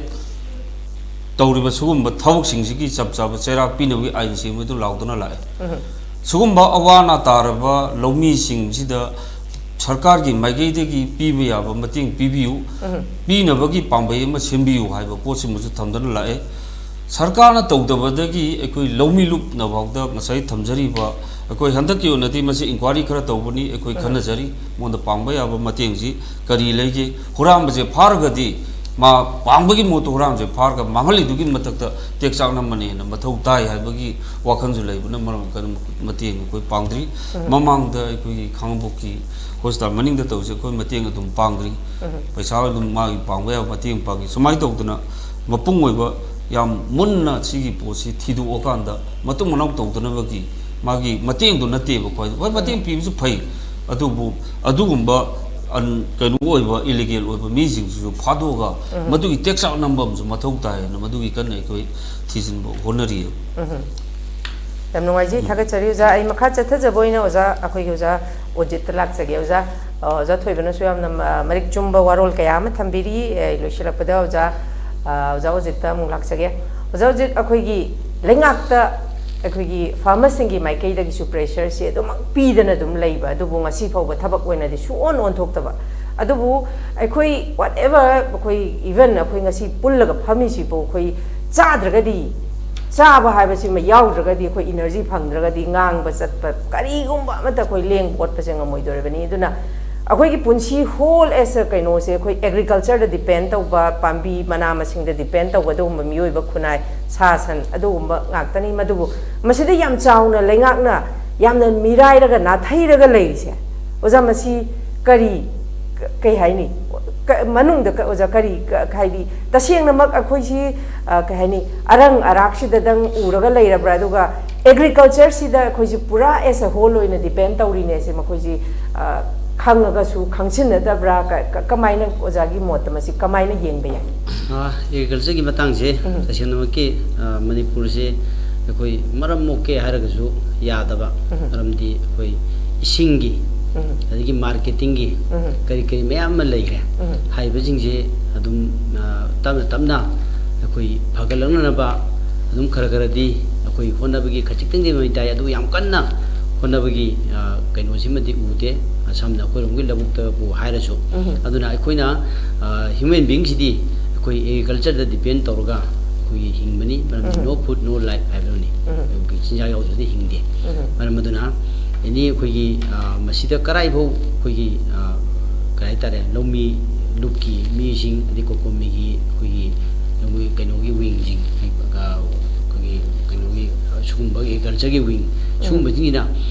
ꯀꯔꯥꯏꯗ ꯕꯖꯦꯠꯁꯤ ꯑꯩꯈꯣꯏ ꯀꯌꯥꯝ ꯍꯥꯞꯄꯤ ꯍꯥꯏꯕꯗꯤ ꯇꯁꯦꯡꯅ ꯑꯩꯈꯣꯏꯅ ꯕꯖꯦꯠꯇ ꯆꯥꯎꯈꯠꯍꯟꯗ꯭ꯔꯒꯗꯤ ꯑꯩꯈꯣꯏꯅ ꯅꯤꯡꯉꯒꯁꯨ ꯌꯥꯗꯕ ꯑꯗꯨꯅ ꯕꯖꯦꯠꯁꯤ ꯀꯌꯥꯝ ꯍꯥꯞꯄꯤꯕ ꯑꯗꯒꯤ ꯍꯟꯗꯛꯀꯤꯁꯤꯅ ꯁꯝꯅ ꯑꯩꯈꯣꯏꯒꯤ ꯑꯦꯁꯦꯝꯕ꯭ꯂꯤ ꯐꯝꯃꯝꯗꯥꯏꯗ ꯑꯩꯈꯣꯏ ꯕꯖꯦꯠꯁꯦ ꯈꯔ ꯆꯥꯎꯍꯟꯕꯤꯌꯨ ꯑꯩꯈꯣꯏꯒꯤ ꯏꯁꯤꯡꯒꯤ ꯀꯩꯅꯣꯕꯨ ꯑꯣꯏꯔꯁꯨ ꯑꯗꯒꯤ ꯑꯃꯒꯤꯕꯨ ꯑꯣꯏꯔꯁꯨ ꯀꯔꯤꯕꯨ ꯑꯣꯏꯔꯁꯨ ꯑꯗꯒꯤ ꯃꯁꯤ ꯆꯥꯎꯈꯠꯅꯕ ꯍꯣꯠꯅꯕ ꯍꯥꯏꯔꯤꯕ ꯕꯖꯦꯠꯇꯨꯒꯤ ꯃꯅꯨꯡꯗ ꯑꯩꯈꯣꯏ ꯁꯝꯅ ꯏꯟꯁꯨꯔꯦꯟꯁ ꯍꯧꯖꯤꯛꯁꯦ ꯀꯩꯅꯣꯅ ꯑꯣꯖꯥꯅ ꯇꯥꯛꯄꯤꯕꯗ ꯑꯩꯈꯣꯏꯒꯤ ꯁꯔꯀꯥꯔꯗ ꯍꯥꯏꯔꯨꯀꯥꯟꯗ ꯁꯤꯗꯤ ꯑꯩꯈꯣꯏꯒꯤ ꯀꯩꯅꯣꯃꯨꯛꯁꯨ ꯅꯠꯇꯕ Yes, natural disaster. ꯗꯤꯖꯥꯁꯇꯔꯁꯨ ꯅꯠꯇꯕꯅꯤ나 ꯃꯁꯤ ꯀꯩꯅꯣ ꯇꯧꯋꯦꯅ ꯍꯥꯏꯕ ꯂꯩ ꯑꯗꯨꯅ ꯃꯁꯤ ꯑꯩꯈꯣꯏ ꯀꯩꯅꯣꯒꯨꯝꯕ ꯑꯩꯈꯣꯏꯒꯤ ꯌꯥꯝꯅ ꯄꯤꯛꯄ ꯑꯩꯈꯣꯏꯒꯤ ꯏꯟꯁꯨꯔꯦꯟꯁ ꯑꯃ ꯑꯗꯨꯒꯨꯝꯕ ꯌꯥꯎꯁꯟ ꯑꯗꯨꯝꯕꯒꯤ ꯄꯣꯂꯤꯁꯤ ꯑꯃ ꯁꯦꯝꯕ ꯃꯊꯧ ꯇꯥꯏ ꯃꯁꯤꯅ ꯑꯃ ꯑꯣꯏꯔꯒ ꯇꯁꯦꯡꯅꯃꯛꯀꯤ ꯑꯩꯈꯣꯏ ꯗꯤꯖꯥꯁꯇꯔꯁꯨ ꯆꯤꯡꯗꯕꯅꯤꯅ ꯁꯝꯅ ꯏꯃꯨꯡ ꯑꯗꯨꯅ ꯑꯩꯈꯣꯏꯒꯤ ꯋꯥꯔꯝꯒꯗꯕ ꯃꯌꯥꯝꯗꯣ ꯎꯕꯤꯔꯒ ꯁꯝꯅ ꯑꯩꯈꯣꯏ ꯁꯉꯥꯏꯌꯨꯝꯐꯝ ꯍꯥꯏꯔꯁꯤꯅꯤ ꯁꯉꯥꯏꯌꯨꯝꯐꯝꯁꯤ ꯌꯥꯝ ꯆꯥꯎꯋꯤ ꯑꯗꯨ ꯂꯧ ꯎꯕꯁꯨ ꯌꯥꯝ ꯌꯥꯝꯃꯤ ꯋꯥꯔꯤꯝꯗ ꯂꯧꯁꯤ ꯑꯩꯈꯣꯏꯒꯤ ꯀꯤꯂꯣ 3-4 ꯄꯤꯔꯁꯨ ꯑꯗꯨꯝ ꯃꯌꯥꯝ ꯊꯟꯅꯤ ꯍꯥꯏꯔꯤꯕ ꯑꯗꯨꯅ ꯃꯥꯏꯀꯩꯗꯒꯤ ꯃꯔꯝꯗꯤ ꯍꯥꯏꯔꯤꯕ ꯈꯨꯗꯣꯡꯊꯤꯕꯁꯤ ꯑꯩꯈꯣꯏ ꯄꯥꯛꯇꯛꯅꯅ ꯇꯧꯕꯗꯤ ꯅꯠꯇꯦ ꯑꯩꯈꯣꯏ ꯆꯍꯤ ꯑꯃꯗ ꯑꯩꯈꯣꯏ 2-3 ꯑꯗꯨꯃꯥꯏꯅ ꯊꯣꯛꯄ ꯊꯧꯗꯣꯛꯅꯤ ꯑꯗꯨꯅ ꯁꯤꯁꯨ ꯑꯗꯨꯝ ꯑꯃꯗ ꯑꯃꯨꯛ ꯊꯣꯛ ꯀꯥꯜꯂꯒ ꯑꯗꯨꯃꯥꯏꯅ ꯇꯧꯕꯒꯤ ꯃꯑꯣꯡ ꯂꯩ ꯑꯗꯨꯅ ꯍꯥꯏꯔꯤꯕ ꯑꯩꯈꯣꯏꯒꯤ ꯌꯥꯝ ꯅꯨꯡꯉꯥꯏꯇꯕ ꯊꯃꯣꯏ ꯁꯣꯛꯄ ꯊꯧꯗꯣꯛꯁꯦ ꯃꯁꯤ ꯑꯩꯈꯣꯏꯒꯤ ꯊꯣꯛꯈꯤꯕ ꯇꯥꯔꯒꯗꯤ ꯑꯩꯈꯣꯏ ꯃꯥꯏꯀꯩ ꯀꯌꯥꯗꯒꯤ ꯀꯩꯁꯨ ꯌꯥꯝ ꯌꯥꯝꯃꯤꯅ ꯂꯧꯃꯤ ꯑꯁꯨꯛ ꯌꯥꯝ ꯌꯥꯝꯃꯤꯁꯤ ꯌꯥꯝꯈ꯭ꯔꯦ ꯑꯗꯨꯅ ꯃꯗꯨ ꯊꯣꯛꯇꯅꯕꯁꯨ ꯍꯣꯠꯅꯕ ꯀꯔꯤꯒꯨꯝꯕ ꯊꯣꯛꯈꯤꯕ ꯇꯥꯔꯒꯗꯤ ꯋꯥꯔꯤꯕꯗ ꯍꯧꯖꯤꯛ ꯂꯧ ꯁꯪꯉꯝꯗꯨ ꯈꯛꯇ ꯎꯖꯕ ꯃꯤꯑꯣꯏ ꯑꯗꯨꯗꯗꯤ ꯂꯧꯗꯨ ꯂꯣꯛꯇ꯭ꯔꯒꯗꯤ ꯃꯥꯁꯤ ꯋꯥꯜꯂ ꯆꯥꯗꯣꯏꯅꯦꯕ ꯑꯗꯨ ꯃꯌꯥꯝ ꯆꯪꯅ ꯃꯇꯦꯡ ꯄꯥꯡꯁꯤꯟꯕ ꯑꯗꯨꯅ LMDꯅꯁꯨ ꯉꯝꯕ ꯉꯝꯗꯕ ꯌꯥꯝꯕ ꯈꯨꯗꯛꯀꯤ ꯄꯥꯡꯁꯤꯜꯂꯤꯁꯦ ꯃꯁꯤ ꯑꯩꯈꯣꯏ ꯈꯛꯇ ꯅꯠꯇꯦ ꯃꯌꯥꯝꯁꯨ ꯃꯇꯦꯡ ꯄꯥꯡꯕꯤꯌꯨ ꯃꯌꯥꯝꯅ ꯄꯥꯡꯉꯒꯗꯤ ꯇꯔꯥꯒꯤ ꯆꯩꯁꯨꯅ ꯂꯦꯡꯊꯣꯡ ꯐꯥꯏ ꯍꯥꯏꯔꯒ ꯑꯗꯨꯃꯥꯏꯅ ꯇꯧꯗꯅ ꯑꯩꯈꯣꯏꯒꯤ ꯈꯥꯡꯉꯕꯣꯛꯀꯤꯗꯨꯁꯨ ꯑꯩꯈꯣꯏꯅ ꯄꯥꯡꯕꯅꯦ ꯑꯗꯒꯤ ꯂꯧꯃꯤ ꯂꯨꯞꯇꯩ ꯄꯥꯡꯕꯅꯦ ꯑꯗꯨꯃꯥꯏꯅ ꯇꯧꯔꯒ ꯃꯥꯒꯤ ꯐꯧ ꯃꯃꯟꯗꯨꯗꯤ ꯍꯟꯖꯤꯟꯈꯤꯕ ꯌꯥꯏ ꯑꯗꯨꯕꯨ ꯃꯥꯒꯤ ꯊꯃꯣꯏꯗ ꯅꯨꯡꯉꯥꯏꯇꯕꯗꯣ ꯑꯗꯨꯃꯗꯤ ꯑꯩꯈꯣꯏ ꯄꯨꯟꯁꯤꯒꯤ ꯀꯣꯏ ꯍꯥꯏꯇꯥꯔꯦ ꯃꯔꯝꯗꯤ ꯃꯥꯒꯤ ꯃꯃꯥꯡꯗ ꯕꯔꯪ ꯆꯥꯛꯄ ꯑꯗꯨꯒ ꯇꯨꯝꯗꯗꯅ ꯂꯩꯕ ꯐꯧ ꯆꯔꯣꯡ ꯃꯌꯥꯝ ꯑꯗꯒꯤ ꯃꯗꯨꯒꯤ ꯃꯌꯥꯝꯗꯨ ꯎꯕꯗ ꯀꯥꯏꯈꯤꯕ ꯊꯃꯣꯏꯗꯣ ꯑꯗꯨꯃꯗꯤ ꯍꯟꯖꯤꯟꯕ ꯉꯝꯃꯣꯏ ꯑꯗꯨꯅ ꯃꯁꯨꯡꯕ ꯃꯁꯤꯡ ꯌꯥꯝꯃꯛ ꯇꯥꯔꯒꯗꯤ ꯑꯩꯈꯣꯏꯗ ꯂꯩꯅꯥ ꯇꯤꯟꯅꯥꯁꯨ ꯑꯃꯨꯛ ꯗꯤꯄ꯭ꯔꯦꯁꯟ ꯃꯌꯥꯝ ꯑꯃ ꯂꯥꯛꯇꯅ ꯋꯥꯈꯜꯒꯤ ꯂꯩꯅꯥꯁꯦ ꯃꯌꯥꯝ ꯌꯥꯝꯃꯛꯀꯗꯣꯏꯅꯤ ꯃꯊꯪ ꯊꯣꯛꯂꯛꯇꯅ ꯑꯗꯨꯅ ꯀꯩꯅꯣ ꯑꯩꯈꯣꯏꯒꯤ ꯂꯩꯔꯤꯕ ꯂꯩꯀꯥꯏꯗꯨꯒꯤ ꯈꯨꯟꯗꯨꯒꯤ ꯑꯃꯁꯨꯡ ꯑꯩꯈꯣꯏꯒꯤ ꯑꯌꯥꯝꯕꯅ ꯁꯥꯔꯀꯜ MLA ꯀꯦꯟꯗ꯭ꯔ MLAꯁꯤꯡꯁꯦ ꯑꯗꯨꯝ ꯃꯇꯦꯡ ꯑꯌꯥꯝꯕ ꯑꯗꯨꯝ ꯄꯥꯡꯅꯕꯒꯤ ꯑꯗꯨꯒꯨꯝꯕ ꯑꯌꯥꯝꯕꯅ ꯑꯗꯨꯝ ꯇꯥꯈꯤ ꯑꯗꯨꯅ ꯃꯁꯤ ꯌꯥꯝꯅ ꯇꯥꯡꯅ ꯊꯣꯛꯄ ꯊꯧꯗꯣꯛ ꯍꯥꯏꯕ ꯇꯥꯔꯦ ꯃꯔꯝꯗꯤ ꯂꯧꯀꯣꯟꯁꯤ ꯌꯥꯝꯅ ꯌꯥꯝꯈ꯭ꯔꯦ ꯃꯁꯤꯗ ꯂꯣꯏꯅꯃꯛ ꯊꯣꯛꯄ ꯅꯠꯇꯦ 1-2-3 ꯊꯣꯛꯄꯅꯤꯅ ꯃꯁꯤ ꯂꯥꯏꯕꯛ ꯊꯤꯕ ꯊꯧꯗꯣꯛꯁꯤꯡꯒꯤ ꯃꯅꯨꯡꯗ ꯆꯜꯍꯜꯂꯒ ꯑꯋꯥꯕ ꯇꯥꯔꯤꯕ ꯃꯌꯥꯝꯁꯤ ꯃꯤꯅꯨꯡꯁꯤ ꯀꯠꯇꯅꯗꯤ ꯑꯋꯥꯕ ꯀꯣꯛꯄ ꯉꯝꯗꯦ ꯃꯌꯥꯝ ꯈꯔ ꯑꯩꯈꯣꯏꯒꯤ ꯃꯇꯦꯡ ꯄꯥꯡꯁꯤꯜꯂꯒ ꯃꯥꯒꯤ ꯆꯍꯤ ꯑꯃꯒꯤ ꯆꯥꯅꯅꯕꯗꯨꯃꯛꯇꯤ ꯑꯩꯈꯣꯏꯒꯤ ꯂꯩꯍꯟꯕꯤꯕꯁꯤꯃ ꯍꯥꯟꯅ ꯆꯪꯉꯤ ꯍꯥꯏꯕꯁꯤꯃ ꯂꯥꯏꯃꯟꯗꯤ ꯒ꯭ꯔꯨꯞ LMGꯒꯤ ꯁꯦꯀ꯭ꯔꯦꯇꯔꯤ ꯃꯥꯏꯀꯩꯗꯒꯤ ꯊꯝꯖꯒꯦ ꯑꯣꯖꯥ ꯂꯣꯏꯁꯤꯜꯂꯛꯄꯗ ꯑꯩꯈꯣꯏꯒꯤ ꯃꯁꯤ ꯑꯩꯈꯣꯏꯒꯤ ꯑꯣꯖꯥ ꯊꯣꯏꯕꯅꯁꯨ ꯑꯗꯨꯝ ꯄꯟꯕꯤ ꯑꯩꯈꯣꯏꯒꯤ ꯑꯥꯏꯟꯒꯤ ꯃꯤꯠꯌꯦꯡ ꯑꯩꯈꯣꯏ ꯑꯦꯛꯁꯤꯃꯁꯨ ꯌꯥꯝꯅ ꯃꯊꯧ ꯇꯥꯏ ꯄꯣꯂꯤꯁꯤ ꯄ꯭ꯔꯣꯒ꯭ꯔꯥꯝ ꯐꯖꯅ ꯁꯤꯟꯕꯁꯤ ꯃꯊꯧ ꯇꯥꯏ ꯂꯣꯏꯁꯤꯜꯂꯛꯄꯗ ꯑꯣꯖꯥ ꯑꯩꯈꯣꯏꯒꯤ ꯗꯤꯄꯥꯔꯠꯃꯦꯟ ꯑꯗꯨꯒ ꯑꯩꯈꯣꯏꯒꯤ ꯂꯩꯉꯥꯛꯀꯤ ꯃꯥꯏꯀꯩꯗ ꯍꯥꯏꯗꯤ ꯃꯁꯤꯒꯨꯝꯕ ꯑꯟꯋꯥꯟꯇꯦꯗ ꯏꯁꯨꯁꯤ ꯑꯩꯈꯣꯏꯒꯤ ꯐꯧꯕꯩ ꯃꯩ ꯊꯥꯕꯁꯤ ꯑꯦꯚ꯭ꯔꯤ ꯏꯌꯔ ꯆꯍꯤ ꯈꯨꯗꯤꯡꯒꯤ ꯐꯧ ꯂꯣꯛꯑꯝꯗꯥꯏꯁꯤ ꯌꯥꯝ ꯇꯣꯏꯅ ꯊꯣꯛꯄꯁꯦ ꯄ꯭ꯔꯤꯚꯦꯟꯇꯤቭ ꯃꯦꯖꯔꯁꯨ ꯆꯞ ꯆꯥꯅꯁꯨ ꯂꯩꯇꯕꯅꯤꯅ ꯑꯩꯈꯣꯏ ꯂꯩꯉꯥꯛꯀꯤ ꯃꯥꯏꯀꯩꯗ ꯑꯣꯖꯥꯒꯤ ꯋꯥꯔꯣꯜ ꯈꯖꯤꯛꯇꯪ ꯂꯩꯉꯥꯛꯇ ꯊꯝꯕꯤꯔꯝꯃꯣ ꯑꯣꯖꯥ ꯂꯩꯉꯥꯛꯀꯤ ꯃꯥꯏꯀꯩꯗ ꯍꯥꯏꯖꯅꯤꯡꯕꯁꯤ ꯍꯧꯖꯤꯛ ꯍꯥꯏꯔꯤꯕꯁꯤ ꯑꯩꯈꯣꯏ ꯄ꯭ꯔꯣꯕ꯭ꯂꯦꯝꯁꯤ ꯏꯆꯝ ꯆꯝꯕ ꯄ꯭ꯔꯣꯕ꯭ꯂꯦꯝꯅꯤ ꯍꯥꯏꯅ ꯂꯧꯕ ꯌꯥꯔꯔꯣꯏ ꯃꯔꯝꯗꯤ ꯑꯁꯤꯒꯨꯝꯕ ꯊꯣꯛꯈꯤꯕ ꯊꯧꯗꯣꯛꯁꯤ ꯃꯁꯤ ꯆꯍꯤ 4-5 ꯁꯤꯒꯤ ꯃꯅꯨꯡꯗ ꯄꯨꯟꯁꯤꯜꯂꯒꯗꯤ ꯐꯅꯌꯥꯝ ꯌꯥꯝꯃꯦ ꯑꯗꯨꯅ ꯃꯁꯤꯒꯤ ꯄ꯭ꯔꯤꯚꯦꯟꯇꯤꯚ ꯃꯦꯖꯔ ꯑꯃ ꯂꯧꯈꯠꯄ ꯑꯗꯒꯤ ꯅꯠꯇ꯭ꯔꯒꯅ ꯑꯁꯤꯒꯨꯝꯕ ꯐꯧ ꯃꯩ ꯊꯥꯔꯝꯕ ꯁꯤꯒꯨꯝꯕꯁꯤꯗ ꯑꯩꯈꯣꯏꯒꯤ ꯄꯩꯁꯥꯁꯦ ꯌꯥꯝꯅ ꯄꯤꯁꯜꯂꯔꯨꯒꯗꯤ ꯇꯁꯦꯡꯅꯃꯛꯀꯤ ꯂꯧ ꯈꯔ ꯐꯠꯇꯕꯗꯤ ꯑꯃꯨꯛ ꯃꯩ ꯊꯥꯗꯣꯛꯄꯒꯤ ꯐꯤꯕꯝ ꯂꯥꯛꯀꯅꯤ ꯑꯗꯨꯅ ꯂꯩꯔꯤꯕ ꯚꯦꯂꯨꯗꯨꯒꯤ ꯇꯪꯈꯥꯏꯃꯨꯛꯇꯤ ꯍꯟꯖꯟꯕꯒꯤ ꯁꯤꯒꯨꯝꯕ ꯑꯃꯗꯤ ꯑꯩ ꯂꯩꯅꯤꯡꯉꯤ ꯐꯨꯜ ꯍꯟꯖꯜꯂꯒꯗꯤ ꯃꯗꯨ ꯑꯩ ꯍꯥꯏꯁꯦ ꯂꯧ ꯐꯠꯇꯕꯒꯤ ꯃꯩ ꯊꯥꯗꯣꯛꯄꯒꯤ ꯐꯤꯕꯝ ꯂꯥꯛꯀꯅꯤ ꯑꯗꯨꯅ ꯇꯪꯈꯥꯏꯃꯨꯛ ꯍꯟꯖꯟꯅꯕꯒꯤ ꯃꯥꯒꯤ ꯁꯝꯅ ꯚꯦꯂꯨ ꯐꯧꯕꯣꯠ 10 ꯑꯣꯏꯇꯥꯔꯒꯗꯤ ꯁꯪꯕꯥꯏꯗ ꯀꯌꯥ ꯄꯤ ꯑꯗꯒꯤ ꯐꯧ ꯕꯣꯔꯥ ꯐꯧꯕꯣꯝꯗ ꯀꯌꯥ ꯄꯤ ꯃꯗꯨꯒꯤ ꯀꯩꯅꯣ ꯇꯧꯔꯒ ꯃꯗꯨꯗ ꯀꯩꯅꯣ ꯃꯗꯨꯒꯤ ꯑꯦꯃꯥꯎꯟ ꯑꯃ ꯍꯣꯠꯇꯣꯛꯑꯒ ꯑꯩꯈꯣꯏ 50%ꯒꯨꯝꯕꯗꯤ ꯍꯟꯖꯟꯅꯕꯒꯤ ꯑꯗꯨꯒꯨꯝꯕ ꯑꯃ ꯑꯥꯏꯟ ꯑꯃ ꯁꯦꯝꯕꯒꯤ ꯃꯊꯧ ꯇꯥꯏ ꯍꯥꯏꯕꯗꯤ ꯃꯁꯤ ꯑꯗꯨꯝ ꯃꯃꯥꯡ ꯆꯍꯤꯗꯒꯗꯤ ꯀꯩꯅꯣ ꯇꯧꯈꯤ ꯀꯨꯝꯁꯤꯗꯤ ꯂꯥꯟ ꯃꯔꯛꯁꯤꯗ ꯀꯔꯤꯝ ꯇꯧꯗꯧꯕ ꯃꯥꯟꯗꯦꯕ ꯑꯗꯨꯒ ꯑꯩꯈꯣꯏꯒꯤ ꯌꯦꯅꯤꯡ ꯍꯨꯜꯂꯛꯄꯗꯧꯅ ꯑꯗꯨꯝ ꯑꯩꯈꯣꯏꯒꯤ ꯎꯅꯥ ꯀꯦꯟꯈ꯭ꯔꯒ ꯑꯃꯨꯛ ꯅꯣꯡꯖꯨ ꯊꯥ ꯂꯥꯛꯄꯗ ꯌꯦꯅꯤꯡ ꯍꯨꯜꯂꯛꯄꯗꯧꯅ ꯄꯣꯏꯅꯨ ꯂꯥꯛꯀꯥꯟꯗ ꯑꯃꯨꯛ ꯐꯧꯕꯣꯏ ꯃꯩ ꯊꯥꯕꯒꯤ ꯑꯗꯨꯒ ꯁꯤꯗ ꯅꯠꯇꯕ ꯑꯃ ꯄ꯭ꯂꯁ ꯇꯧꯈꯠꯂꯛꯏꯁꯤꯅ ꯖꯪꯒꯜ ꯀꯇꯤꯡ ꯀꯥꯞꯄꯒꯤ ꯑꯃꯨꯛ ꯌꯥꯎꯁꯜꯂꯛꯏꯕ ꯑꯗꯨꯅ ꯑꯁꯤꯒꯨꯝꯕ ꯊꯧꯗꯣꯛꯁꯤ ꯅꯣꯡꯃ ꯐꯒꯗ꯭ꯔꯥ ꯐꯠꯇꯦ ꯍꯦꯟꯖꯜꯂꯛꯏ ꯂꯩꯅꯥꯁꯦ ꯂꯩꯅꯥ ꯍꯦꯟꯖꯜꯂꯛꯑꯕꯅꯤ나 ꯂꯩꯅꯥꯁꯤꯡ ꯑꯗꯣ ꯃꯗꯨ ꯀꯟꯅꯅꯕ ꯍꯣꯠꯅꯕ ꯍꯥꯏꯕꯁꯦ ꯃꯁꯤ ꯁꯔꯀꯥꯔꯒꯤ ꯃꯊꯧꯅꯤ ꯄ꯭ꯔꯖꯥꯒꯤꯁꯨ ꯄ꯭ꯔꯦꯁꯔꯅꯤ ꯍꯥꯏꯖꯕ यानी यानी ओजा ꯍꯧꯖꯤꯛꯀꯤ हाँ ओजा थम्बी ꯃꯇꯥꯡꯗꯨꯗ ꯑꯩꯈꯣꯏꯒꯤ ꯑꯥꯏꯟꯒꯤꯅ ꯄꯣꯂꯤꯁꯤ ꯑꯥꯏꯟ ꯂꯩꯇꯕ ꯅꯠꯇꯦ ꯂꯩꯌꯦꯕ ꯍꯥꯏꯗꯤ ꯍꯨꯔꯥꯟꯕꯕꯨ ꯐꯥꯕ ꯐꯠꯇꯕ ꯃꯤꯕꯨ ꯐꯥꯕ ꯍꯥꯏꯁꯦ ꯑꯥꯏꯟ ꯂꯩꯌꯦꯕ ꯑꯥꯏꯟ ꯉꯁꯥꯏꯗꯒꯤ ꯑꯩꯅ ꯑꯥꯏꯟ ꯑꯃ ꯁꯦꯝꯕ ꯃꯊꯧ ꯇꯥꯏꯅ ꯄꯟꯖꯔꯤꯁꯤꯗꯤ ꯃꯥꯕꯨ ꯐꯥꯅꯕꯒꯤ ꯄꯨꯟꯅꯕꯒꯤ ꯏꯂꯤꯒꯦꯜ ꯑꯣꯏꯕꯁꯤꯒꯤ ꯑꯥꯏꯟ ꯂꯩꯕ ꯇꯧꯒꯨꯝ ꯁꯨꯝ ꯐꯥꯔꯒ ꯃꯉꯣꯟꯗ ꯗꯟꯗꯤ ꯑꯃ ꯆꯍꯤ 5 ꯃꯥꯒꯤ ꯐꯥꯗꯣꯛꯄꯤꯕ ꯀꯝꯄꯦꯟꯁꯦꯁꯟ ꯄꯩꯁꯥ ꯂꯨꯄꯥ 1000 ꯄꯤꯕ ꯍꯥꯏꯕꯅꯆꯤꯡꯕꯒꯤ ꯊꯣꯏꯕ ꯄꯣꯠꯊꯣꯛꯇꯨꯒꯤ ꯆꯪꯉꯤꯕꯗꯨꯒꯤ ꯗꯕꯜ ꯇꯥꯏꯝꯁ ꯑꯣꯏꯔꯣ 3 ꯇꯥꯏꯝꯁ ꯑꯣꯏꯔꯣ ꯄꯤꯕ ꯍꯥꯏꯗꯅ पेनाल्टीदुमा पीरगदी ꯄꯦꯅꯥꯜꯇꯤ ꯑꯃ ꯊꯝꯃꯒꯗꯤ ꯃꯤꯁꯤ ꯈꯤꯇꯪ ꯀꯩꯅꯣ ꯑꯣꯏꯗꯅ ꯑꯗꯨꯅꯤꯗ ꯑꯩ ꯂꯩꯇꯕ ꯅꯠꯇꯦ ꯑꯩ ꯂꯩꯌꯦꯕ ꯑꯗꯨꯒ ꯋꯥꯐꯝꯗꯣ ꯑꯩ ꯊꯝꯖꯒꯦ ꯑꯗꯨꯅ ꯉꯁꯥꯏꯒꯤ ꯑꯥꯏꯟꯁꯤ ꯍꯧꯖꯤꯛ ꯍꯥꯏꯔꯤꯕ ꯄꯣꯠꯇꯣ ꯃꯁꯤꯒꯨꯝꯕ ꯊꯝꯕ ꯑꯃ ꯇꯉꯥꯏ ꯐꯗꯦ ꯍꯥꯏꯕꯁꯤ ꯃꯁꯤ ꯃꯃꯥꯡꯁꯨ ꯂꯥꯎꯔꯦ ꯍꯧꯖꯤꯛꯁꯨ ꯑꯃꯨꯛ ꯑꯩ ꯂꯥꯎꯖꯔꯤꯁꯤ ओजा ओजा थोइबा खोई ओजानासु मरक आई अमतंग थचा होगे ngasai department mas खोई मरु पीब थबो खोई सेंग मरु पी दबगी वारोलम सु ओजा याउबीगी को सिगी हजिक लैरिबा खोई आइन सी लैरगसु एक्टिव ओइदबा हाइदि मपुंग फादबा आइन अमखक मजि चनदबा हाइतारे चिनददि आइन दि लैबा चनदबा हाइदि हौजा हौजा चाही खुदिंगी थोइबसी हाइदि मसिद मरा लैबसिंगजे फाबा हजि पोंगमददना चप चाबा मखोइदा पेनाल्टी नंग नसी मई थारुबगी नंग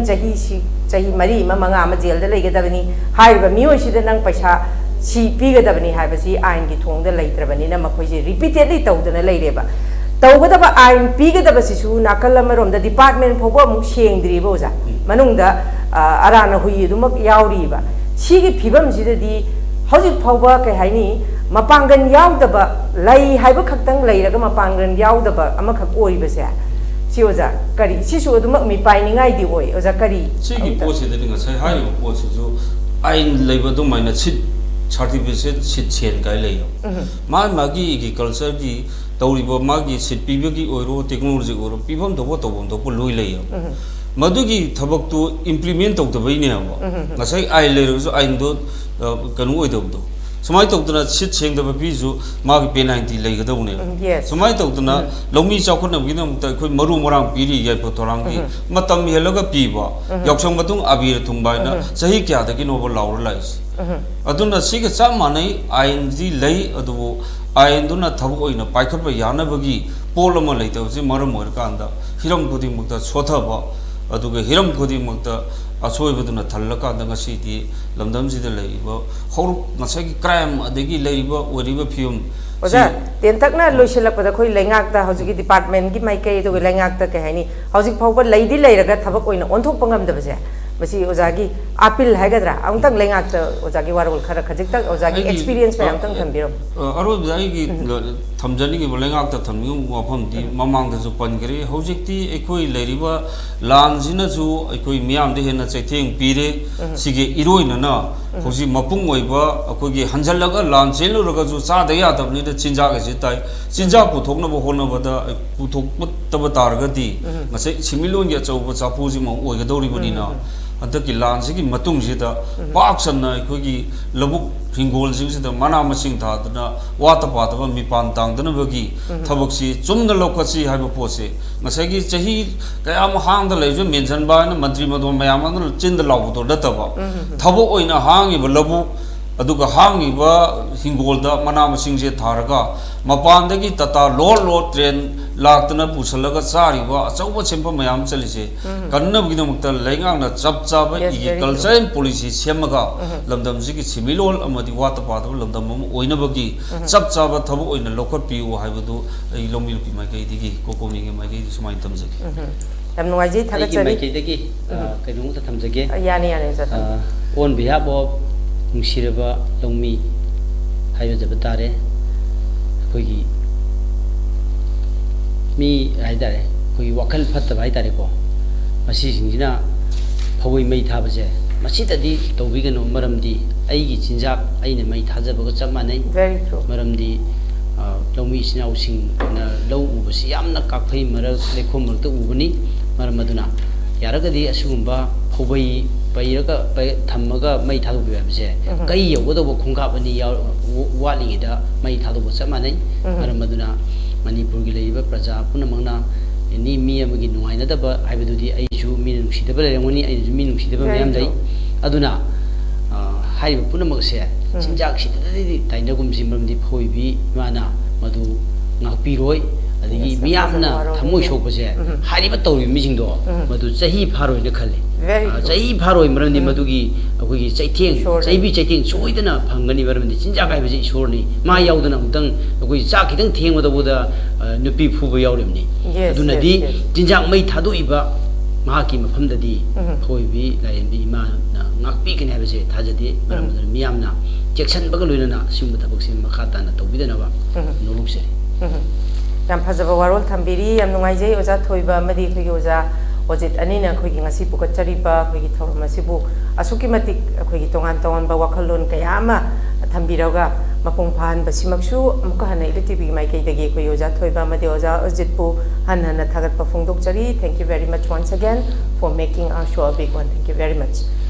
khoi gi yam nungaijai ngasi pukachariba topic burning of fogbai why kari maram gi damak ta khogi law yeiga dawbagi ngaidana leiraba khogi phau yalaga kaaga thamiba lawbuk thamiba singji mai hek thabasi chahi khudingi yam toina thoibasi khoi kari maram gi damak ta no haibasi de khoi tongan tongan ba panelist anina masam sagi ba warol kaya ma thambigire masi masagi nungaitaba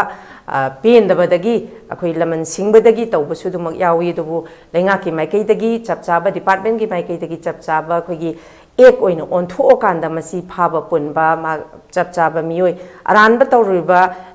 miyoi duda chapchaba khogi penalty se pidabana maram oiraga repeatedly chahi khudingi masi kum amadagina kum ama phawbasi dum repeatedly thokpani haba warol kayama thambiri masida laksani ba wafamdi hauji akhoi kanglup ani gi marakta thoaningda thodok kayama thoktuna ashok apan asiena amangata kayama thoi masi tha taruk chupna hena tha taruk henjal agan hena jangchal leiba masigi lana sina maram oirakanda khogi ugadaba lawfam kayam su uba yadadana leiba law lokadaba kayama dasu lokke kakke changbadasu khogi kuki militant singna lawrakpa akiba khangpi badagi law lokpa ngamdana leibisu kayani adubu akhoi miyoi ba habije khogi oja anina su panbiri khoji we directly depend on food akhoji chana ba chinjak ta directly depend tawba miyoi ba thawai panba jibani sa san leiba thawai panba jiba khuding akhoi chadragadi isa mokso hoji ngangi bise kaisu ngang moy duna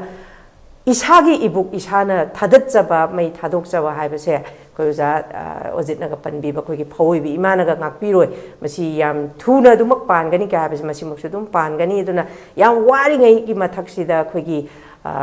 chahi amagi yam wana akhoi lauba singna akhoi makhoi khaktang sana banati akhoi lairiba khoi myam ju sana bani masi khanbiraga tawriba thabak se ma masa mayum khaktang ni nungai na bakitagate akhoi gi ibuk tanabani aba wakhan je khanbiraga phattaba wakhal mayam ama chelaga su akhoi